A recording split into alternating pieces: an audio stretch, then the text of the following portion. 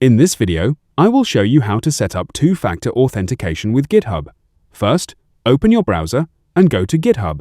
Then, sign in to your account. Click your profile picture in the top right corner and select Settings. From the left sidebar, click Password and Authentication. Then find the option to enable two-factor authentication and start the setup. GitHub will display a QR code, so open an Authenticator app such as Google Authenticator or Authy on your phone and scan it.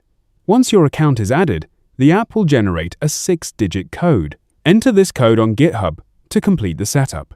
If you prefer to use SMS instead, select the SMS option, complete any verification step, enter your phone number with the correct country code, and request a verification code.